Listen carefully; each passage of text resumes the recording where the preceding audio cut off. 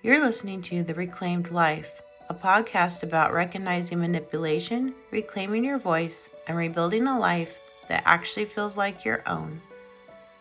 I'm Rachel Paxton, an author, ordained chaplain, and certified mental health coach.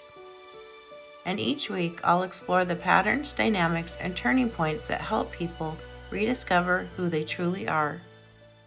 You might have asked yourself this before. Why didn't I leave sooner? And maybe when you look back now, things feel clearer. But when you were inside of it, things didn't look the same. In this episode, we're going to gently explore why staying made sense at the time and what was actually happening beneath the surface.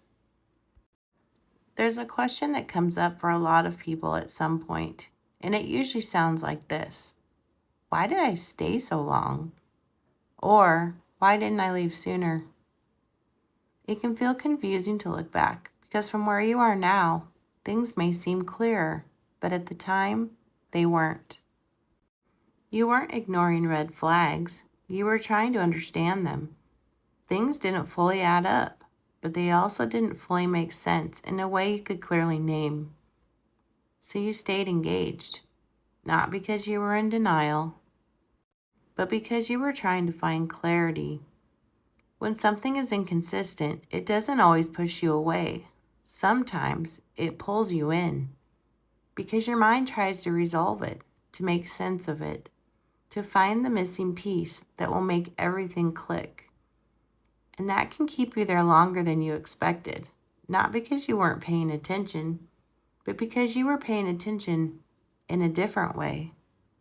You were noticing, you were thinking, you were trying to understand what was happening. And part of you still hoped, not blindly, not without awareness, but because there were moments that felt real, moments that felt like things could shift, moments that made it seem like maybe this could work. Hope can be a powerful thing, and when it's paired with confusion, it can keep you in something longer than you intended. But that doesn't mean you were weak, and it doesn't mean that you missed something obvious. It means you were trying to make sense of something that wasn't clear. There's also a moment that people can often point to, not always right away, but eventually. The moment when something shifts internally, not because someone else told you, not because you were convinced, but because something in you became clear. And that moment doesn't usually come from pressure. It comes from seeing, from recognizing, from understanding in a way that finally settles. And that's when things begin to change. Not before, not when it should have been obvious, not when someone else thought it was time, but when it became clear to you. And that matters because it means you didn't give up too soon. You stayed until you understood. You stayed until it made sense. You stayed until something in you could see clearly enough to shift. And that's different than ignoring. That's different than avoiding. That's processing. And looking back, it's easy to judge yourself, to think you should have known earlier, to think you stayed longer than you should have.